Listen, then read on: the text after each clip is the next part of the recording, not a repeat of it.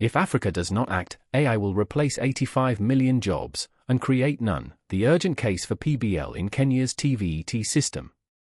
Africa is standing at a crossroads. On one path lies transformation, a continent rising through innovation, skills, and technology. On the other lies a silent storm, a future where millions of young people are left jobless, hopeless, and betrayed by systems that refuse to evolve.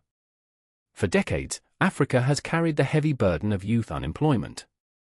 Yet we live in a continent where the youth are not only talented, they are brilliant, creative, resilient, and resourceful. The problem has never been our young people. The problem is the structure surrounding them. Global research confirms this painful truth. According to the OECD, 2023, 68% of current jobs require skills not taught in school. UNESCO, 2024, warns that AI and robotics will soon replace 85 million jobs, but will also create 97 million new ones. That is the most frightening part. The jobs will be created somewhere. But will they be created in Africa? If the systems that prepare our youth remain outdated, slow, rigid, and disconnected from industry, then Africa will lose the 85 million jobs, and none of the 97 million new ones will land here. At the center of this crisis lies the biggest gap, project-based learning, PBL, in our TVET institutions. PBL is not just another educational trend. It is the bridge between learning and real life. It transforms learners from passive students into active creators. It gives them the power to design solutions, build prototypes, solve real problems, and grow into confident innovators. Research from scholars like Thomas, Bell, and Blumenfeld confirms that PBL strengthens creativity, problem-solving, innovation, and job creation. Yet in Kenya, and much of Africa, PBL remains underutilized.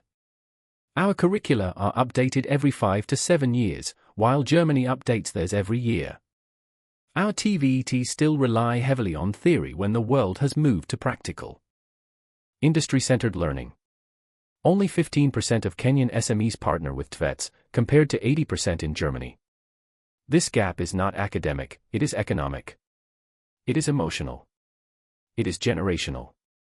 A young man in Kisumu graduates with a diploma in ICT, filled with hope and faith in his certificate. He walks into an interview, proudly holding the document that represents years of sacrifice. But the employer asks, "Do you know cloud computing? Can you use AI tools? Do you have real project experience?" He says, "No, but I passed my exams." He leaves the building with tears in his eyes, not because he is unqualified, but because he realizes his education prepared him for yesterday's world, not today's. Travel to Jakamba, and you will meet a Juakali artisan who can build anything, a machine from scrap, a tool from nothing. He is a genius without a certificate. He is ignored because the system does not see the brilliance in his dirty hands and oil-stained clothes. One has skills without recognition. The other has recognition without skills. PBL is the only model that can bring these worlds together. Countries that embraced PBL early are now global champions. Germany blends school with industry, 3 days in real workplaces, 2 days in class, and enjoys less than 7% youth unemployment. Finland refreshes its curriculum annually. Canada turns student projects into businesses. South Korea integrates coding, robotics, and AI into schooling from a young age.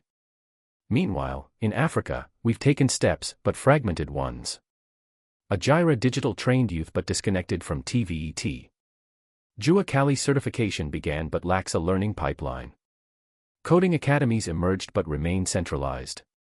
N-Power in Nigeria raised hope but couldn't sustain it. The result is a generation of young Africans who are trained, talented, and hardworking, but locked out of opportunities because the system refuses to evolve. If AI is going to replace 85 million jobs and create 97 million new ones, then Africa must choose who it wants to be, a continent that watches jobs disappear, or a continent that prepares youth to seize the new ones. The world will not wait for Africa. AI will not wait for Africa. Industry will not wait for Africa.